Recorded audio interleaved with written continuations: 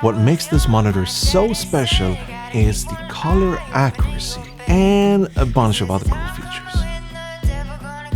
This here is the new Lilmon 5 from Osee, a 5.5-inch monitor using the same internal 22-bit color processing as you will find in Osee's bigger and more expensive production monitors.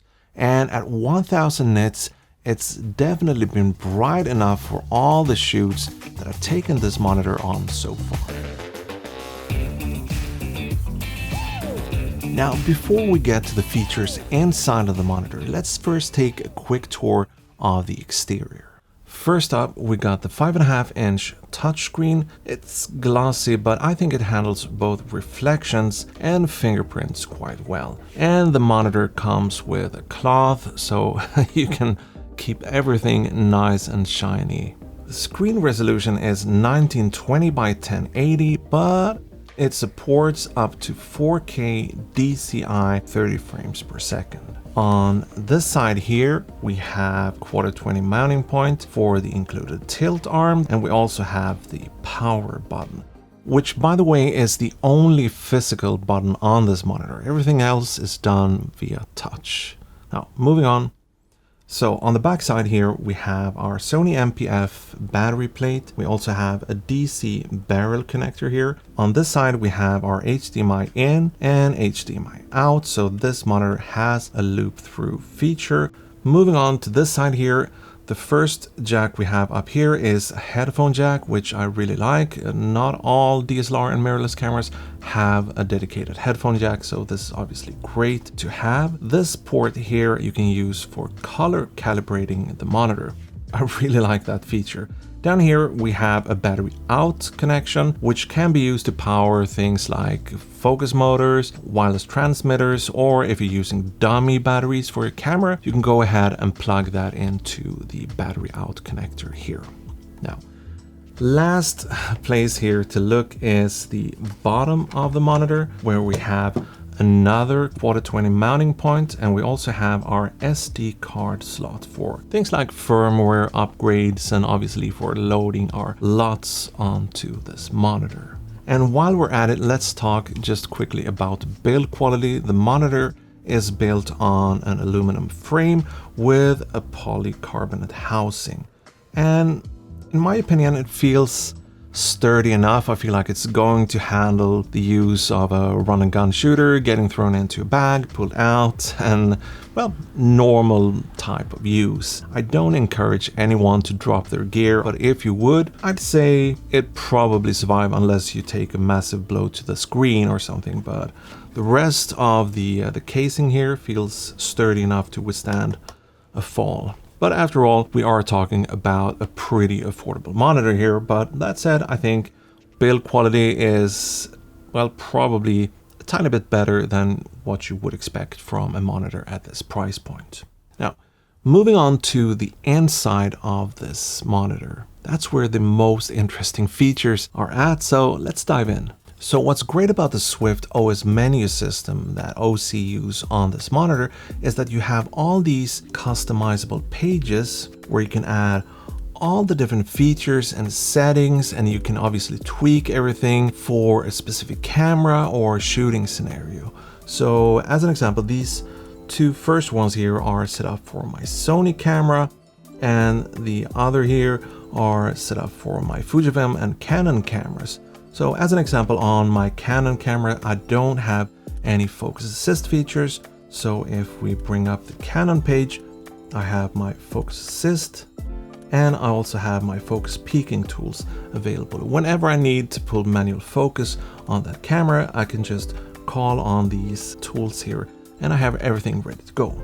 And on top of things like focus peaking, you're also going to have access to tools like waveforms, scopes, multi-scopes, crop guides, safety margins, anamorphic de-squeeze, false colors, and much, much more. Now, if we dive into the Luts department of this monitor, there's actually two features that I really wanted to include in this video. The first one is the LUT intensity slider, which you may have guessed by the name of it, lets you adjust the amount of any type of LUT you're applying in your monitor. So We all know that some of our favorite creative look Luts can be a little heavy-handed. Well, on this monitor here, I hope you can see this, there's a little slider here that just lets you adjust the amount of that LUT, much like you do inside Premiere or Final Cut Pro when you're applying a creative look LUT. So that's one of my favorite features. Now, the second LUT related feature that I wanted to bring up on this monitor here is called probe location. Now, I know it sounds like something where you definitely would like to have some options, right? But what this feature allows you to do here on this monitor is to choose if you want to be monitoring your exposure before or after the applied LUT here on this monitor. This is going to be super helpful when you're shooting log and you really need to dial in a specific white point or exposure, and obviously when you're shooting in bright or really dark conditions using something like a creative look LUT, just to make sure that you're not over or underexposing your footage. So when it comes to color management and features, this monitor offers you tons and tons of control, but also tons of customization. Here's an example of what I mean. So if you are working in Premiere Pro, which have a 2.4 gamma as default, just go into colors on this monitor and make sure that you set your gamma value on the monitor to 2.4 as well. This way, what you're seeing on the monitor when you're out shooting should be the same as you will see on your timeline later on in Premiere Pro. So it's little things like this that makes me appreciate all the features this monitor has so much. Before I made this video, I made a post on Instagram and on YouTube asking you for your questions about this product. So I figured we'd answer 2 or 3 of those in this video here. And if you have more questions, we could probably do a follow-up.